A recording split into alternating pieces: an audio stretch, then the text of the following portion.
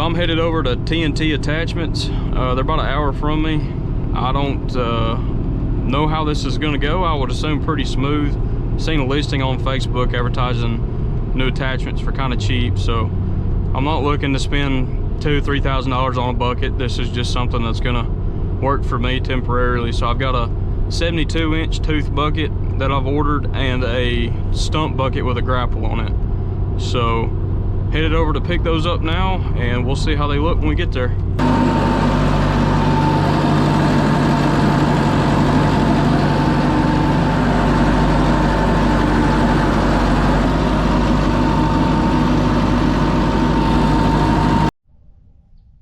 So it's the next day. Unfortunately it started raining and got dark on me when I got back, but I'm going to show you this bucket real quick. This is a ProWorks 72-inch tooth bucket. Not sure how deep it is. Seems to be pretty good quality. I haven't used it yet, but this guy, like I said, over at T200 Attachments, he had the best price out of anybody.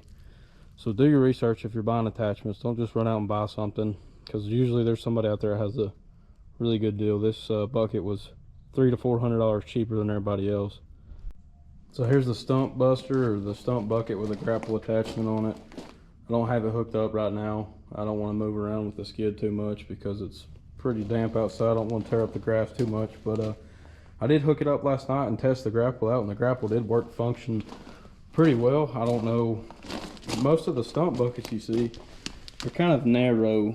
They're not as wide as this one. They're a little bit more narrow and more longer, and same thing with the grapple, but this one's wider, kind of more like a traditional bucket. So we'll see how this performs. Like I said, I mean, these were a lot cheaper than everybody else. I believe this is a ProWorks stump bucket, but they don't actually make a stump bucket, so they outsource them. So not really sure where this one came from. Seems to be pretty good quality. So I don't have a lot of money in these attachments, and I think these will serve me well. I mean, the whole reason I got the machine was to clear some property and save myself some money. So with that being said, I think this will work out pretty good for me. I'll try to get some videos of this thing in action once I get the machine dialed in. All right, so I got a little update here. Just kind of going over some things on the machine. Pulled the cab up, checked for leaks around the turbo, and there is some oil residue, I believe, on the return line, which is coming out of the turbo up underneath. There's a little bit of oil residue, not much though, but did pop open the air filter, and you can see that don't look very good. That's the outer filter. Inner looks better. Not sure how long it's been since this has been replaced.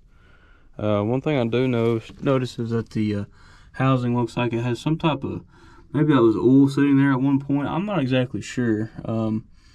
It almost seems like to me that maybe oil's making its way into the turbo where it's not supposed to be.